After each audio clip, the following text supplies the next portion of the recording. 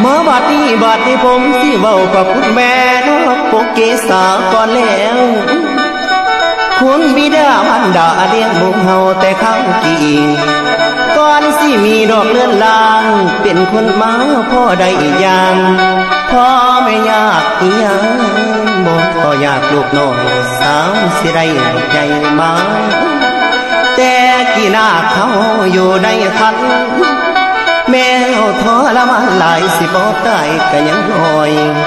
ลูกในคันเอาแขนโอ้ยนอบลง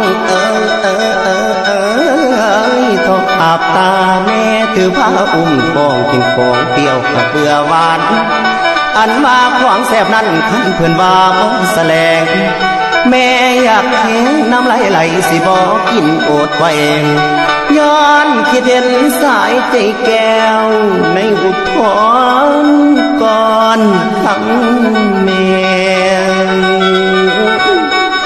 ย่างไปมาก็หากแย่ละอึ้งโซยังลูกกินข้าวและน้ำนอนอยู่กะข้างโอยหน้าตาลอยลงขอบเม็ดขนมลูกในท้องตอนแม่เฮาโอ้ยลูกห้องก็คือตอนออกลูกอ่อนสอง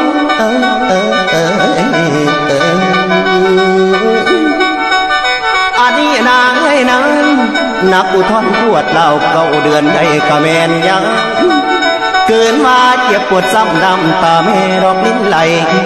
เจ็บขึ้นไปทางเธอสิทางลงมาทางใต้แม่เจ็บหลายจนลงห้องเนื้อสังหาผ้าแขนพวงอันนี้แม่คำเอ๋ยยามลูกบอกหลวงแล้วยังมาอย่างดอกกีไฟกินน้ำหอนอยู่ใจจนปากเปื่อยรอความสุข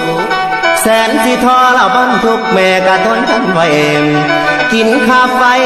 นอนเคียงมอง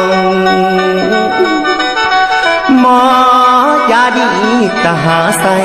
ซ้ำแม่เฮาสิได้น้ำนมให้ลูกดื่มกินละแม่นมีเวียกค่อยสิ้นแสนสิ่งท่านประกาศกะตามของได้ยินเสียงกุมารลูกแอวอนแม่วังไว้แลนมาจงเอาไทยอุดตาลูกอ่อนจมหอนเอาดูดจูบหัวยานตั้งแต่หิว